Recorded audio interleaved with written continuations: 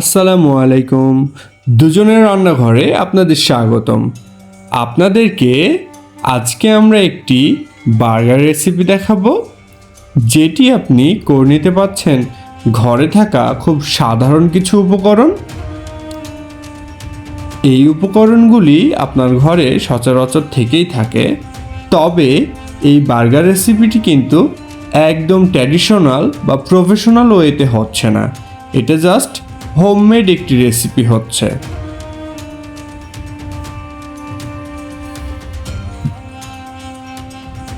আচ্ছা, চলুন আমরা এই বার্গার রেসিপিটি আজকে কি কি উপকরণ দিয়ে শুরু করছি একটু দেখে নিই। আমরা এখানে নিয়ে নিচ্ছি কিছু রসুন কুচি, পেঁয়াজ কুচি, কিছু ধনিয়া পাতা কুচি এবং কিছু মুরগির মাংসকে কিমা করে নিয়েছি, সাথে কাঁচামরিচ কুচি। প্রথমে আমরা মুরগির মাংসটাকে কিমা করে নিয়েছিলাম, সেটা একটি বলে নিয়ে নিচ্ছি মিক্সার করার জন্য। এরপর দিয়ে দিচ্ছি হাফ কাপ পরিমাণে পেঁয়াজ কুচি।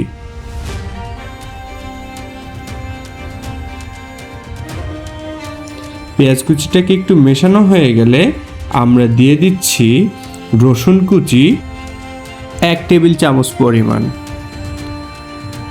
আচ্ছা, আমরা এখানে ধনেপাতা কুচি দিয়ে নিচ্ছি 2 টেবিল চামচ পরিমাণ। কাঁচামরিচ দিয়ে দিচ্ছি 2 চা চামচ পরিমাণ। আর এখানে আমরা কিছু আদা কুচি করে রেখেছিলাম, সেটা দিয়ে দিচ্ছি হাফ চা চামচ পরিমাণ। আর একটু বাইন্ডিংয়ের জন্য ব্যবহার করছি একটি ডিম ফেটিয়ে নিয়ে তার অর্ধেক।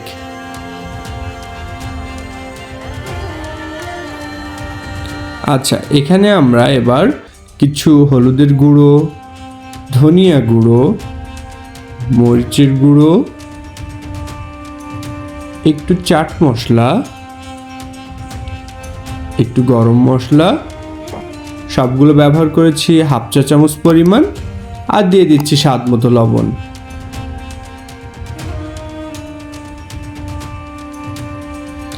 এবার এই উপকরণগুলোকে একটু হাত দিয়ে সুন্দরভাবে মাখিয়ে নিচ্ছি।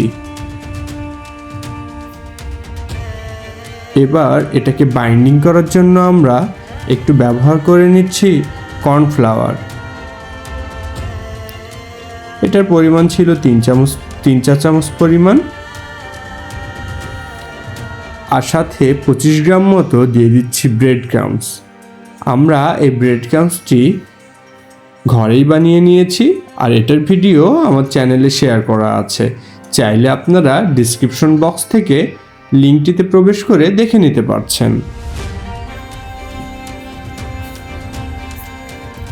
এটা কি সুন্দরভাবে মেশানো হয়ে গেলে আমরা একটি শেপ দিয়ে নিব।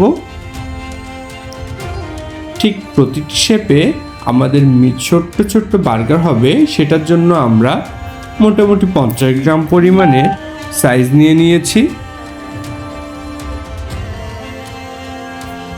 প্রতিটা প্যাটির জন্য আমরা 50 গ্রাম কিমা মিক্সচার ব্যবহার করেছি এখানে।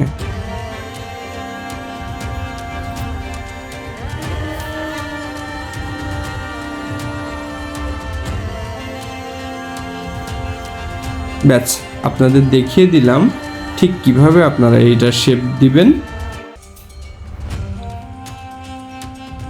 আমরা এখানে কিন্তু 250 গ্রাম কিমা ইউজ করেছিলাম, সেটা থেকে আমাদের 5টা প্যাটি হয়েছে। আপনাদের আমরা এখানে 2 থেকে 3টা প্যাটি ইউজ করে দেখাচ্ছি। একটি প্যানে আমরা সয়াবিন তেল গরম করে নিয়েছি এবং সেটার ওপরে প্যাটিগুলোকে ছেড়ে দিচ্ছি। আপনাদের বাসায় যদি ইলেকট্রিক ওভেন থাকে, সেখানেও 160 ডিগ্রি তাপমাত্রা দিয়ে আপনারা এটাকে কুক করে নিতে পারেন।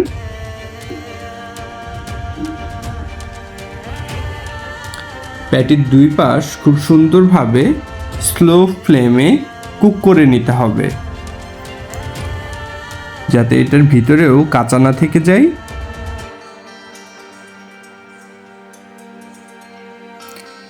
বাস, আমাদের ব্রেডটাকে 2 ভাগে ভাগ করে নিয়ে এটাকে একটু গরম তাওয়ার উপরে হিট করে নিতে হবে, তাহলে এটার কোনো অংশে ভাঁজ থাকলে এটা সুন্দর মতো ফুলে উঠবে। ওকে, আমাদের হয়ে গেল বার্গারের রেসিপিটি। এবার পরিবেশন করে নিই চলুন।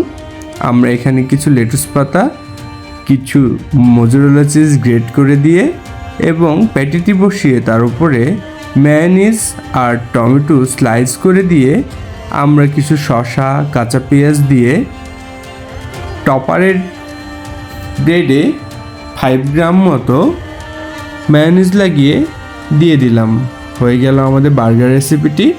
তবে পরবর্তীতে আমাদের একটি প্রফেশনাল ভিডিও আসছে বার্গারের। ভালো থাকবেন, ধন্যবাদ, আসসালামু আলাইকুম।